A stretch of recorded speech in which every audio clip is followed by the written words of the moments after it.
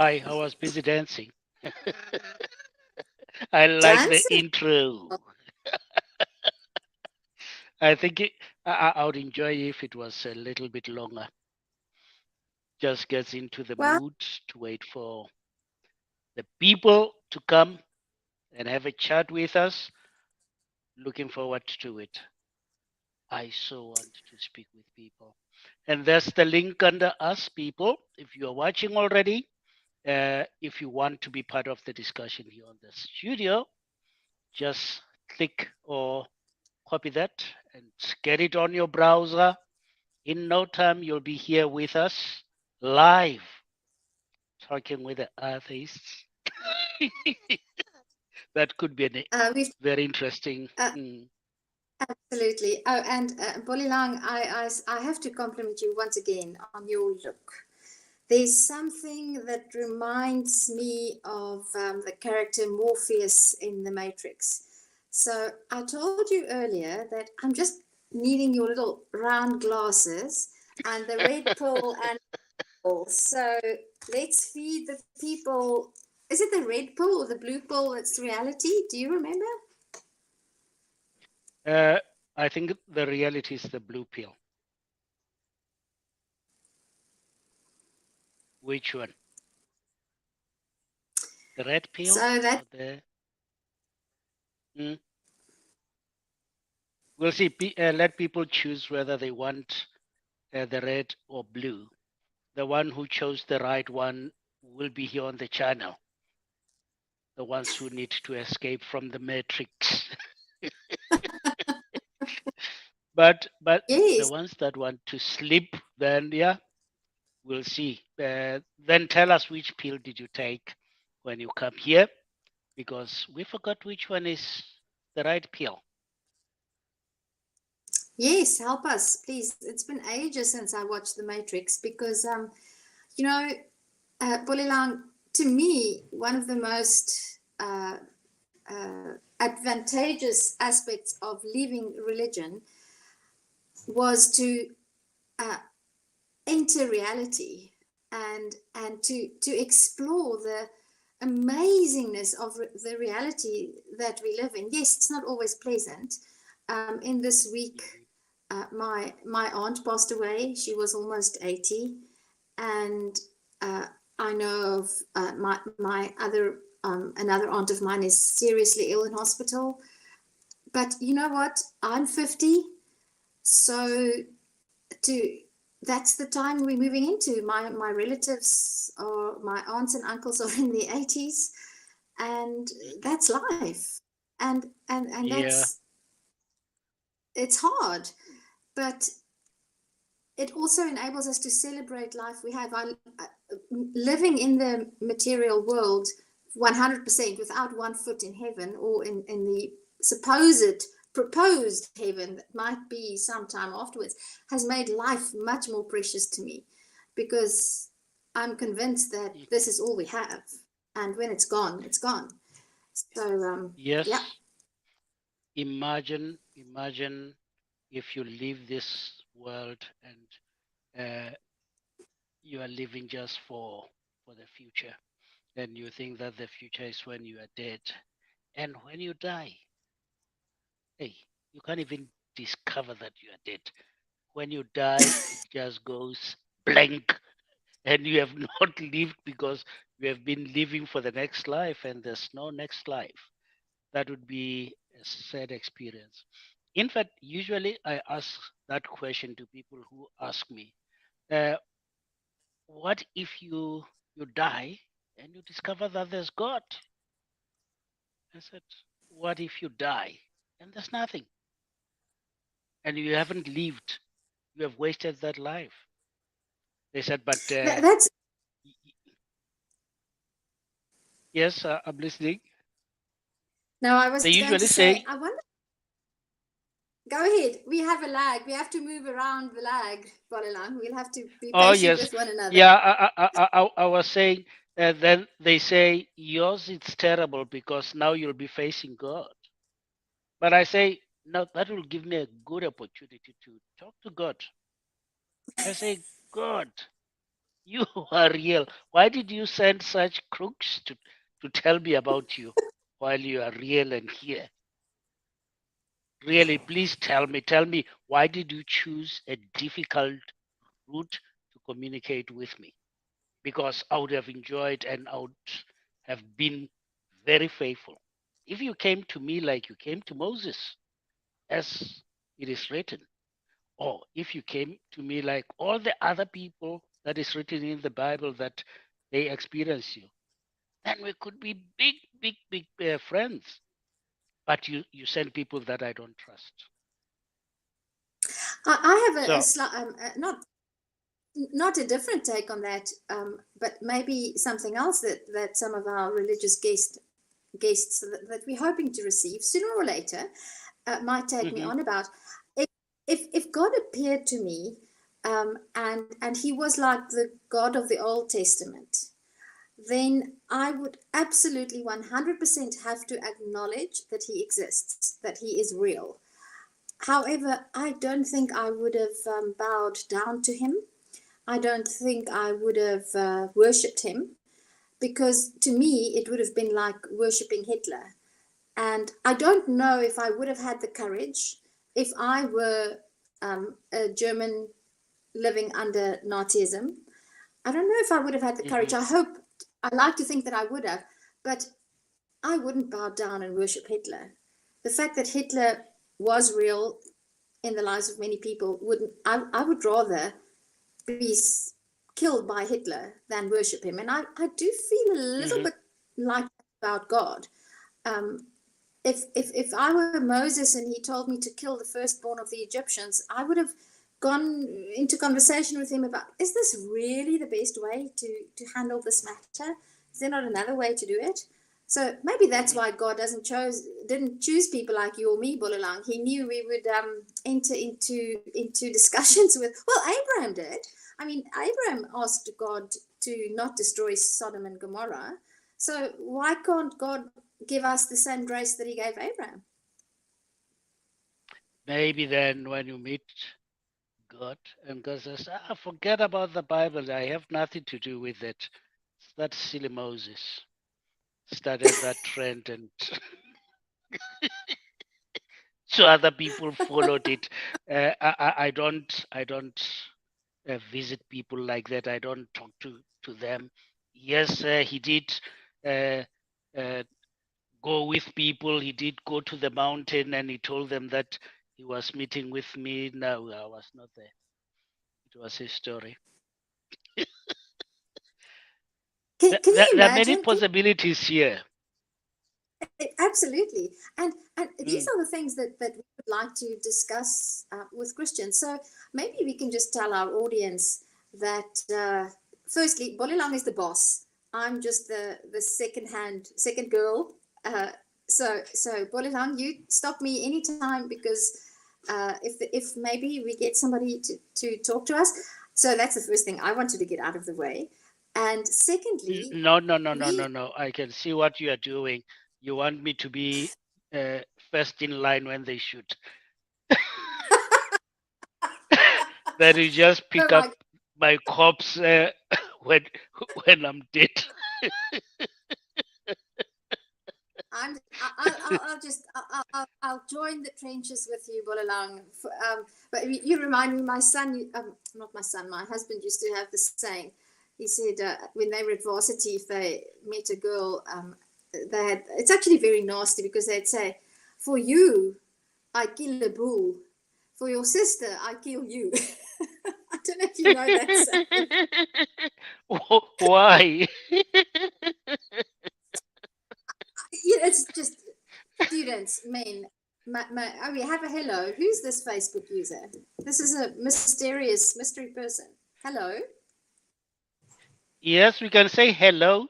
Uh, if you want to have a communication with us through messages, what you should do, you should give StreamYard permission to read your name. There's a place in StreamYard. When you get in there, then you give it permission to show your details. Because now we know that Facebook user said hello to us.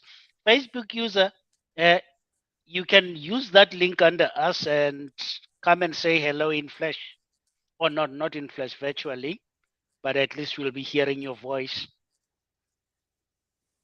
We are And eagerly waiting Facebook, for you. Facebook user, anybody out there, if you have an uncle or an aunt or a family member or a friend that you know would be capable or interested in having a very friendly conversation with us. It will be straightforward. We don't mince our words and we don't pull our punches. But neither Bolilang nor I, intend to be rude or harsh in any way, because we are about encouraging conversation, because I am tired, and I Exactly. know that I'm tired of feeling like a second class member of my community because I'm not religious. I don't want to hide the fact that I'm not religious. I don't want to live in a world where I have to keep my lack of faith a secret because I'm afraid my business will fail if customers know that I'm not religious. I don't want my children to feel that they have to pretend to be religious so that they can make friends and keep some of their friends. I don't want them to be troublemakers. I just want them to be equal and themselves. And these are Hmm. important questions because religion cuts to the core of who we are, and the lack of religion too, because it colors how we see the world, and that's what we want to Hmm. talk about. And uh, I, Bolilang, I want to pick your brain about this. I sometimes think that when Christians are afraid or unwilling to talk to us heathen, non-religious, do you think it's because they are perhaps afraid that we might touch a nerve and that we might say things that they've been thinking and feeling in their hearts, um, figuratively speaking, and that they don't like to hear spoken out loud because it's just touching a nerve that they know is there? That's something I would like to ask Christians, uh, In because fact, I was a Jehovah's Witnesses, and as Jehovah's Witnesses, we are taught that if you make friends with apostates, then you become the enemy of God. They say, imagine somebody that is an enemy of your friend, and you are busy with that person. What will your friend think? So, people in Jehovah's Witnesses, they have that resistance to talk to a person who's an apostate. The truth is not afraid to be questioned. The truth wants you to question it so it can remove all your doubts. Yes, it's true. And that is why, as atheists, we are not afraid to be questioned. We invite people to come and talk to us. And I don't find that many invitation uh, by believers that I speak to them. Uh, they tend to run away. And it's a good question. Why? Why running away? Ask yourself, what is it that I'm running away from? What is it that I'm afraid will happen if I just talk? Because we don't even touch you and hold you. We are on YouTube channel, uh, and also you can see our smiles. We are very harmless. absolutely. Bolilang, I also want to say something about atheists or non-religious people who believe that we shouldn't have these conversations, because there are those people too, because they say, why not just leave everybody to believe what they want? Why do you want to keep on talking about religion and faith and belief and non-belief and unbelief and disbelief? Just get over it and go on with your life and stop talking about it. You're wasting your time. What is your opinion on that? I'll share my ideas, but I'll give you first chance to go. I think if we normalize speaking about it, then would not be treated the way that we are treated. Yo, yo, yo. Somebody's greeting there. Is it Zo? If we speak about this and it becomes normal that we speak about it, we won't be cursed and all these things that are happening. This week, I think I've been cursed by what about 5 people or so. Been told that I'm going to die. Others, I'm going to go to hell. Uh, all sort of nasty things. But I know what is happening. They are trying to shut me up. They don't like to hear me. But the more they hear me, then I think uh, the better, because they will get tired of swearing. Wanna Okay, wrestle? I see some arm wrestle. Oh no, let's do argument wrestling. Uh, so it's very important that we speak. A young chap from Free State who likes and respects me yesterday wrote me a message, says, uh, "Listen, Dadaraki, please stop talking to these people. I don't like it when they speak such things to you, because I feel like attacking them. Even though I'm religious, I don't like what they say. So I can't hold myself. I can't control my emotions like you control yourself." But I told her, I said, no, don't worry. It doesn't hurt me. I've got an understanding what is happening. They are not just attacking me. They are trying to deal with the emotion that I trigger in them. Yeah, absolutely. Oh no, ZDR. I was hoping that you're a person of faith. Now you're singing in the same choir. That's a disappointment. Sorry, nothing personal I'm a there. tenor, you a soprano. Maybe he's a bass and I, he can come, then we have a choir. I I prefer alto. But Or you yeah, prefer alto? we Oh, I I love it. prefer I love it. Yeah. yeah. But my take on having these conversations is that it enriches everybody's lives to talk about the things that really matter in life. You know, I love rugby. I love talking about politics. I love talking about frivolous things like the weather and shopping and things like that. But that's not what really matters. Let's see what Do Facebook you have your uses. glasses I, on? I'm going to read. I can actually Why see. not I'm far leave enough. people to believe what they want to believe? Some people actually believe that a woman should marry what? A Marry type, her rape victim. a rape victim. No, Oh, oh, we I must not say it, by the way, yes. Okay, because sorry. the Bible says Facebook. so. Now imagine if someone like that gets political power, believe information, hey, No, or believe Bolila is informed wrong. section. Glasses, boy, glasses. Yeah, but my phone is so small.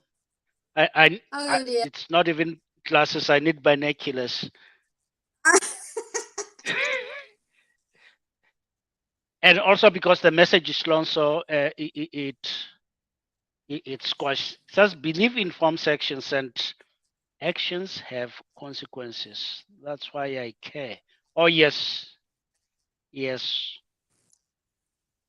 Well, maybe Facebook It, user is Matt Delahanty in disguise, because that's something that I learned from Matt Delahanty, and I just think it's so valuable, and that's exactly why I think these conversations should be had, mhm. because beliefs inform actions, and we need to examine our own beliefs and the beliefs of those that we share space with, and we need to make sure. I would like to add to that, to me, truth is that which conforms, beliefs that conform to reality.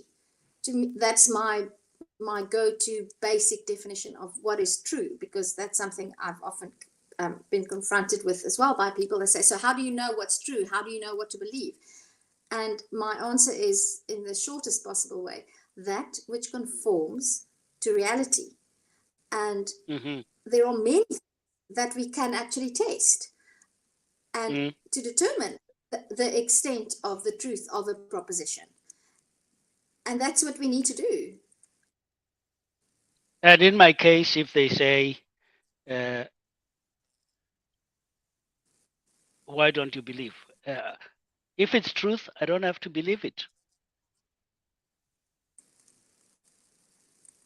So if you tell me the truth, we test it, whether it's truth. And after I see that it's truth, I don't have to believe. I know it. And I'll never be a believer. I'll never, ever be a believer, because why? Why believe something that you don't know? I want to test it. And you know, the funny thing about believers in religions is, in every single aspect of their lives, they live life according to the same standards that you and I live life to. When they go to buy a second, when they go to a second-hand car dealer, they take the car for a test drive. They look under the hood. If they don't know enough about it, and they ask somebody, you know, there's this car, I can get it for a very good price. Would you mind looking at it for me? They think about it, buy it from a reputable vendor. I don't see Christians going on say, I want a car. Who's going to sell me a car for $5,000? Oh, okay, yes, yeah, that sounds good. I've prayed about it, and God has sent me the message, I need to buy this car. I don't see Christians live their lives like that, you know? Yeah, I had a dream about it. That is good. So I don't have to question it. God told me that it's good. God tells them Yes, only silly things, things that are crucial in their life like that. God doesn't tell them. exactly. When they decide what to wear, they look out the window, or they look at the weather report on the weather app on their phone, and they decide, I'm going to wear my water boots. They don't look at the sky and say, I've prayed to God that today must be a sunny day because I want to play golf, and therefore I know that the sun shall shine and I shall be able to go and play golf. If they're in June, in the middle of the winter in the Western Cape, they accept that if it's going to rain, and they don't pray Yeah, for it not to rain. They know it's going to rain. It's exactly. Exactly. And also, I've noticed that also the ones who pray when there's drought, they will never pray for rain when it's out of season. Like you'll never absolutely. have people praying for rain here in the Western Cape in summer. Nope. We know we have to get through the summer and wait for the winter for the rain to come. Yes. And in winter, that's when they will start doing it. And only when they have hope that it's promising. Absolutely. Something that I hope we can put out there as well for those Christians who might be contemplating whether or not to go into conversation with us. Some of the things we've said here, I know, might upset sensitive Christians.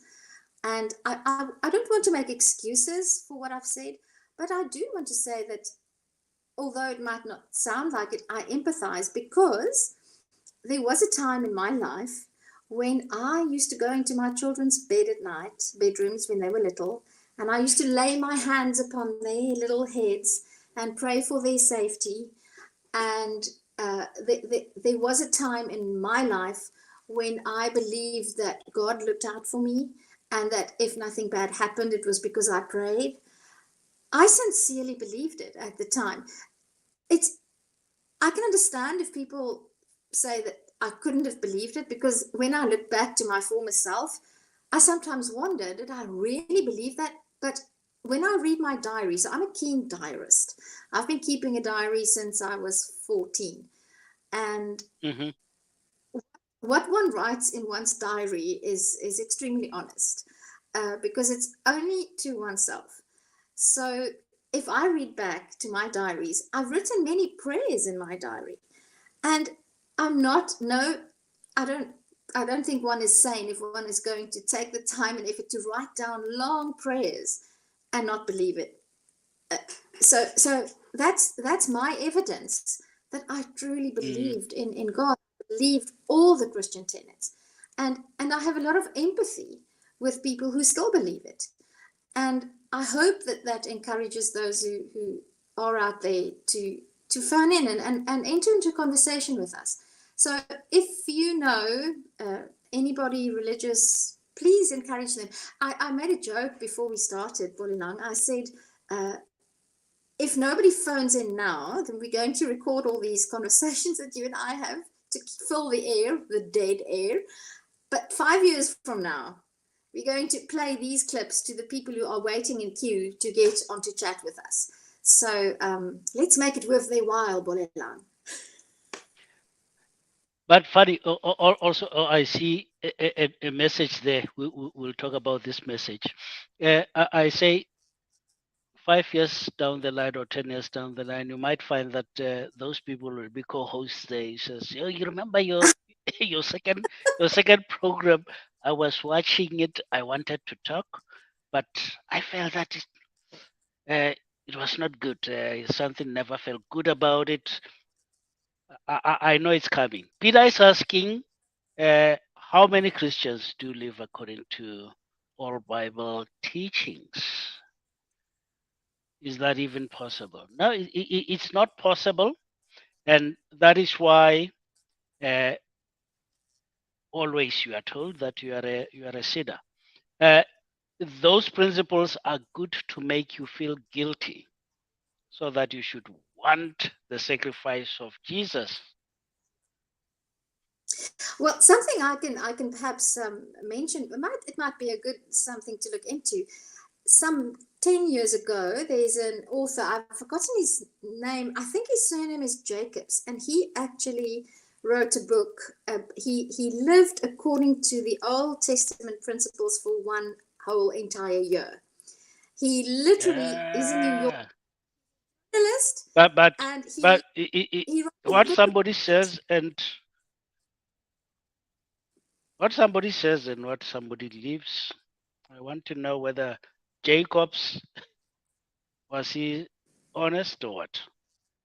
No, he did this as an experiment. He's a non-believer, but he did this Oh, as a okay. sort of an experiment, and he wrote a book about it. So he literally only, for example, wore clothes of one fabric. He didn't wear any polyesters. He only wore linen or and he wrote a book about his experiences. So, for example, issues like he had to know exactly when his wife was menstruating so that he wouldn't sit on the same chair as his wife when she was menstruating.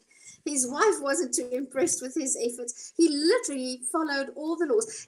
And some of them, he says, he realized that, as Dean says, he would go to jail if he followed them all, because there's one incident that he tells about. He was in a park somewhere with his kids, wearing his only linen dress with his hair not shaven because his beard was growing, because he followed all the rules, and and he saw somebody that he knew was with a person who was not his wife, and they were doing things that husbands and wives do together. So he knew that this person was an adulterer, and he realized that he now actually had to stone this person.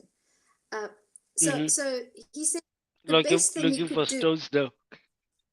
Well, no, he said he sort of decided the best option for him is just to do it sort of metaphorically. So he just picked up little tiny pebbles, and he just went and stood and sort of picked the little pebbles at the guy. So I'll try to get the title of that book. I've listened to an interview so, about the book. so he is So an it, accomplice. Little well, no, pebbles. no, he isn't, because Because little he did what. pebbles, maybe they might be exciting to the skin of the guy, you know. No, that was as close as he got to stoning somebody. So Dean, maybe you can look up in the background and search that. I think the year of living biblically or something like that. It's a must be about 8 or so years ago that I listened to the interview. It was actually on Sam Harris's podcast that I heard this interview. So it's very interesting. He this journalist, he does all sorts of weird things. He, for example, he read the entire Encyclopedia Britannica from A to Z in 1 year, and then he did this thing of living biblically for 1 year, and his retelling of it is very, very insightful. And well, of course, the Christians will say that the Old Testament has been replaced by the New. So there's Hmm. another topic that we need to The, discuss the, with the- Christians. yeah, people like Paul were making it easier for Christians. That is why they sang that music. That things are changing and you don't have to circumcise. The heart is circumcised was the other thing. You don't have to go through the letter. By the way, what do they say about the letter? So all those things, it was to help people to expand, so that Christianity should go to other people who are not Jews. They were looking at expansion. Absolutely. And of course, I just want to say that Paul made things easier for men, especially in regards the foreskin, which I can see 100%. But Paul didn't really make things easier for women, in that we were still told to be quiet. Paul would probably, I mean, turn in his grave to see somebody like me uh, being on the same platform as somebody like you, Bulilang, um, who happens to be male. So there you go, Paul. We're sticking it to you. Yeah, but you can call your husband. You're at home, then he can just stand behind you to give you that authority. You my husband is a 6'6" former rugby player, and Uh-huh. I'm a 5 foot something. I almost fit underneath his arm. And if he heard you say that, he would find it immensely funny because he's been trying to give me authority for the past 23 years without any success. Because, um, I mean, uh, even when I was a religious woman, I was not your typical Pauline, keep your head covered type of religious woman. So you see, I've been broken. There we go. The year of living biblically. Oh, that looks like the people that I see in dramas, in our conventions as Jehovah's Witnesses. They dress up like that when they when they play the Hebrews. Read the book. Read the book. uh, uh, I haven't read it myself. I, I think I'll I will check for it. Yeah. absolutely.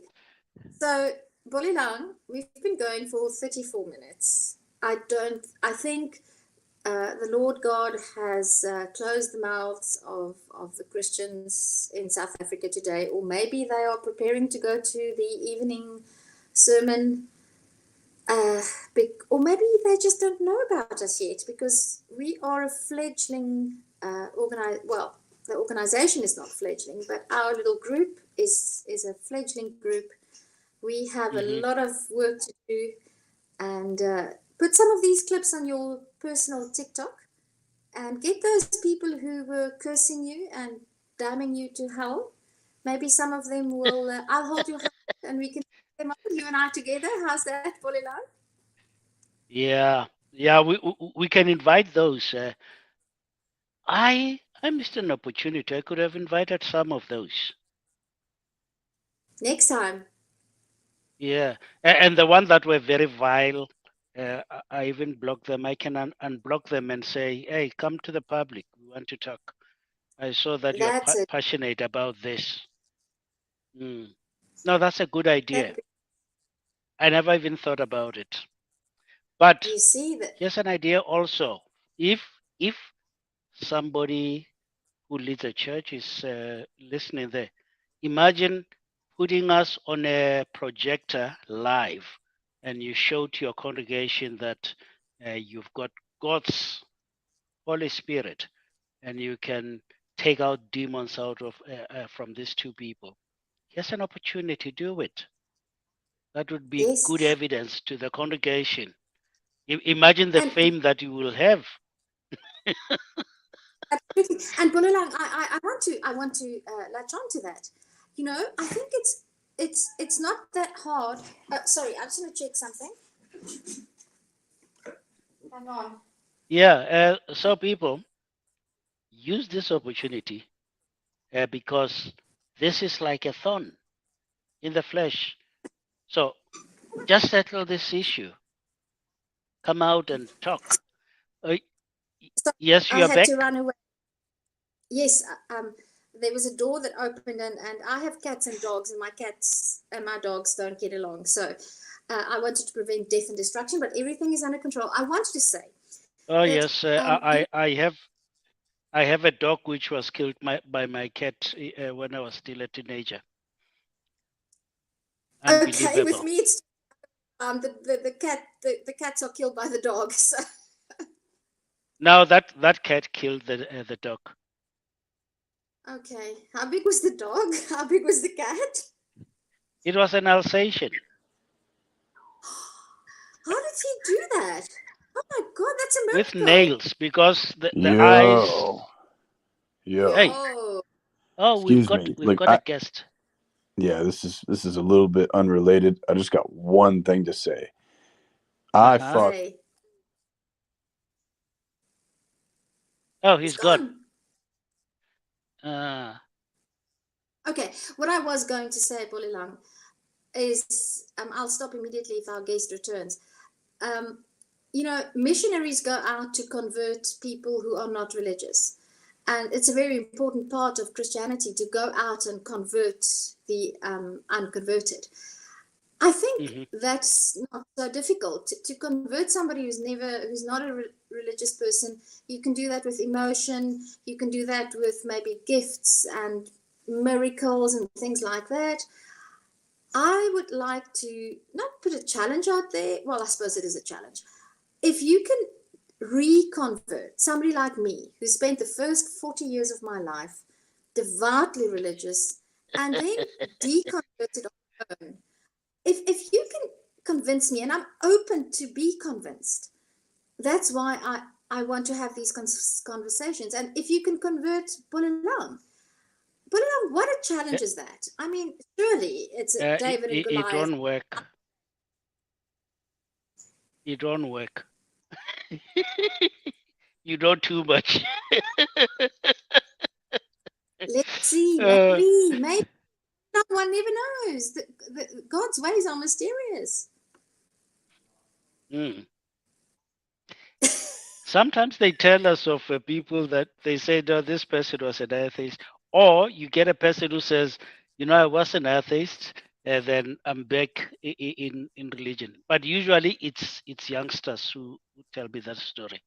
I don't get matured people who say that. So mm, nah, it's a miracle. I would see that God is great if that happens. Then Okay, there's a guy in Uppington who trains evangelists. He also goes around saying that autism and homosexuality is caused by demon. Ooh, I don't like people who say that. okay. I saw on YouTube a person saying children with autism uh, they are possessed by demons. I mean, says now lately people would say it's autism, but what is exactly happening is demons. Well, we need to get Roy's. The person in question is he's actually a crocodile farmer and ex-policeman. He's called Royus Strauss, and I would love to get him on. I think, in fact, we should send him a personal message and see if we can get him on. But I suspect our conversation would only last about 10 seconds, because the moment he starts preaching and not engaging with the argument, one of us will probably lose it. It will be you, Bolilang, because I'm way more patient than you are. I can just see that. But on that note of being patient, Bolilang, I think we should wrap it. Let's see what happens next week. Lovely. And yeah, even with our guest, he did say that he's an atheist too, but it would have been nice to speak to an atheist with a deep voice like that. Lovely.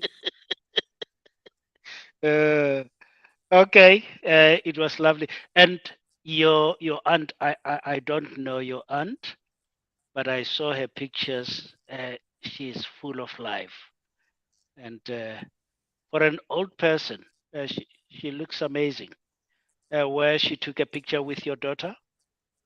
Yeah. So Yes, she was. She was a special person, and she will be remembered with fondness. And thank you for your kind words. We celebrate her life next Saturday, and every day in small ways. Bolilang, it was lovely to chat with you. Let's see what happens next week, and get those guys on TikTok. And we'll get more audience. Goodbye.